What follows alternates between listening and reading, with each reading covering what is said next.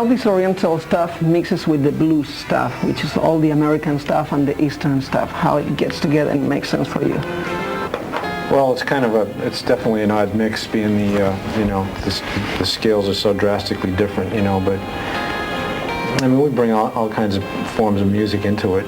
If you can use 2s and 4s and just blanket it with anything else that makes sound. I mean, the Pump record is just layered with stuff between the songs. We wanted to put some of this stuff in the song, so this time it's Indian music. Maybe next time it'll be Peruvian pan flute music. We don't know. It's if it makes sound, we try it. This is the first time it actually, became part of the thing. And it actually dictated the lyrics. The way it was going. The Taste of India thing. But I mean, we like to use everything. In making the music, keep it interesting. We wanted to do an album that got back to the darker side of the band, the edgier, the more experimental side, and I think we really did it on this one. I think we've used the best of what we've learned in the last few albums and combined it with the spirit of our early albums. Yes, we have done 3 of this new album. The new one was really fun. The Pink video. Yeah. Which is a high-tech video. Yeah. How did you do all these effects? Well, that's the thing. We didn't do it. Yeah. All we had to do was show up. Okay. And look goofy and just have a fun time. Usually video shoots they're torture. I mean, you get there at 11 o'clock in the morning, and the next thing you know, it's 11 o'clock the next day. 3 days later, it's 11 o'clock the next day. Yeah, you still have to go on. You've been up for 24 hours, and it's just this never-ending torture. But that one was great because we just showed up, and we each did, about an hour and a half of walking toward the camera. And then they took the footage and shipped it off to Paris and made it into what it is, We've been looking for some kind of, we've been looking for some kind of video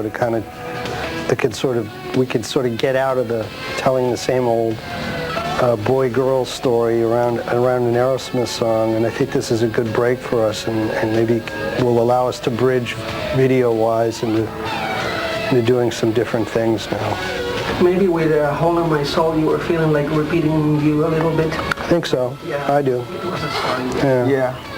Yeah, we were under a lot of pressure on that one because we didn't know until the last minute which song we were going to go with next.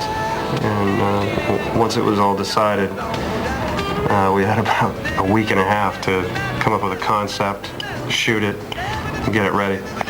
So I'm actually really proud of the way that one came out, considering the conditions. I mean, we literally, on Sunday, we were up until 2 o'clock shooting it, and then at 6 o'clock we left for the airport to fly to Europe for the beginning of the tour. So some people say we work best that way. And the first one, Falling in Love. Falling in Love. It was an amazing video. I mean, lots of stuff to watch, lots of details. I guess that was complicated. That wasn't very easy. Yeah. No? Well, yeah. Our part of it was fairly easy because it was a performance video, and they cut the rest of the stuff in. Whereas Pink, we really wanted to do something without any performance in it, and we wanted something that was, a bit on the groundbreaking side. And I think Pink does that. There's a lot of great stuff to watch. There's a lot of great special effects. It's really funny, and it's got a lot of character and personality. And it was probably the easiest video that we ever made. For us.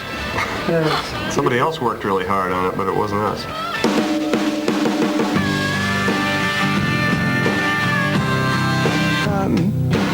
Well, no, fuck Oasis. I think he does protest too much. Doesn't matter. The music's good. Get that.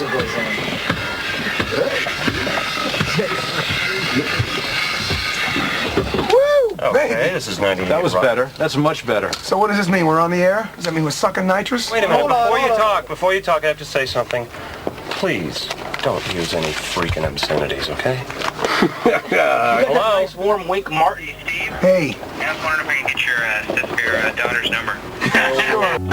like that because I have a daughter, and that's just, you know, that's sacred. You can make a million jokes about someone's mom, but you dial that's your kid, man. dial 1-800-SUCK-THIS. Oh, Steve, No, I got an idea. Hold on, I got an this guy's idea. got some balls because let me tell you something. Every man on my is wanting to ask that question. So you got to. This guy's a pioneer. You got to give the guy a little credit. He's a little pioneer. Every man that's listening to this program is thinking the same thing. He's the only one that's got the balls to call in. So although we can't give it to you, everybody's thinking that. No, wait a minute. Don't get mad. I got an idea. Mr. I got an Guy. idea. We'll give it to you. Stephen will write it on the bullet. Oh. Okay, I better shut up. 98, hello. Hey, what's going on? Hey. Hey, I just got a question for you. What's the best song you like really hitting you on a stage of all the things you do? Turn your radio down, man. What is it? That feedback prelude. I don't know, Sweet Emotion. First thing that comes to mind. And Lives or Sweet Emotion?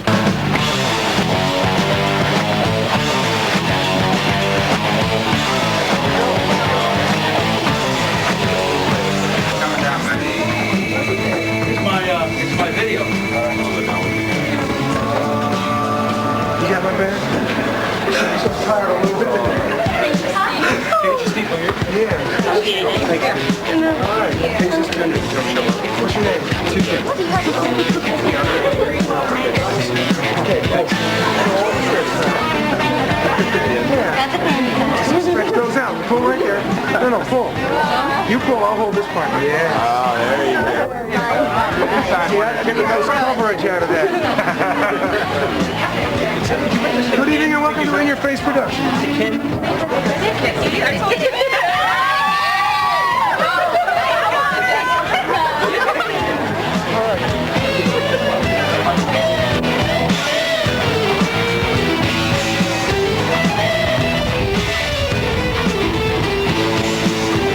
It's a tradition for Aerosmith. Yeah.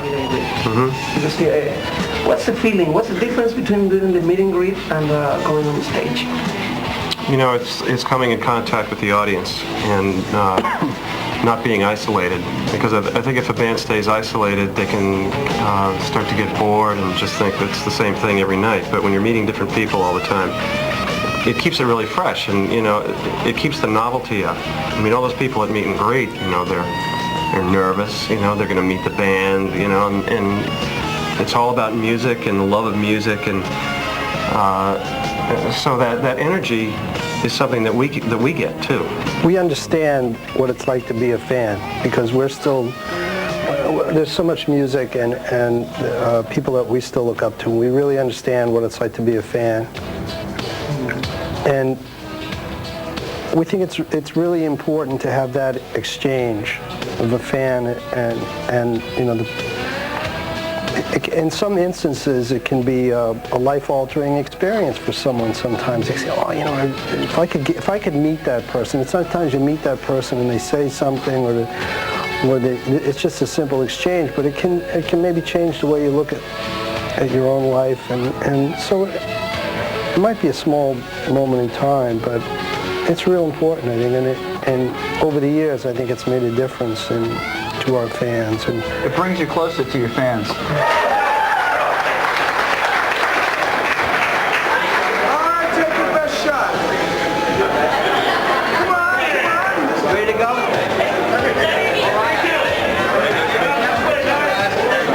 It's gonna rock tonight, I'm sure.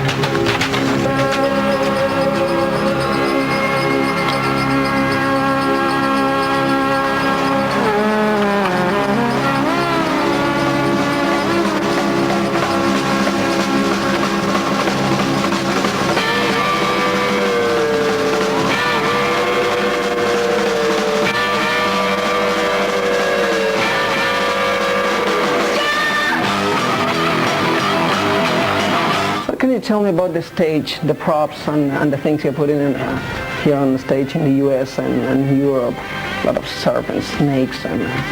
It's just for the fun of it. Okay. Let's have stuff. You know what I mean? What's this? I mean, you know, cloth on the couch. It's, you know, it's just changing around. Adornment. But, you know. You know, it's like... I just get a kick out of seeing the snakes come up, you know, and watching that. Is that a boy thing? Yeah. But what are No you one going ever to... gets that though. The US tour is done. I heard Japan and Europe again. Oh, yeah, we just, Australia. We just sold out the Budokan, the Tokyo Dome 2 nights in a row. So we're going to go over there for 3 weeks in March, and then we're going to head down South America and all that. And looking so forward to it, you know.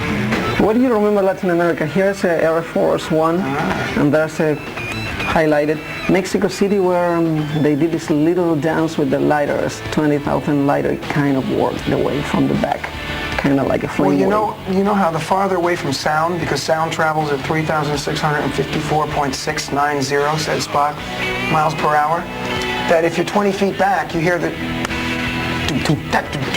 so people are flicking their lighters in time, and because there's a time difference, everybody hears it differently. It goes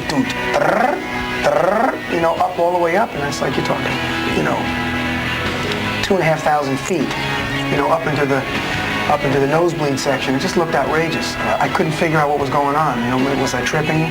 Was I having a flashback from the 60s, or was this really going on? It was very cool. Not to mention that they're very much like Mexico City was very much like Spain, Italy, maybe. Italy, you know, in that, you know, they're very much into their soccer and football. So in between songs, they're chanting, and it's phenomenal. I love that. They don't do that in the States. Of course, when you go to Brazil, you're gonna do the down south and Chile, Argentina. Yeah. Maybe there's always like through MTV people complain about why places like Venezuela and Colombia are always left. We almost played in Venezuela on the last tour, but something went wrong, not with us, but down there with the arrangements. And they told us and said, well, we'll have to try it next time. We were really looking forward to it. And we were talking about playing in Colombia too. There was something about the organization of it that didn't work. Yeah, this time, if you want to go to Vietnam, you have to make it local too. Yeah. I'd like to go to Vietnam. He never thought he'd say that. Yeah. How many guitars are you taking? About 25 maybe this time. How many mics? How many harps? How many? 2 mics, probably 100 harps, because I throw them out into the audience all the time.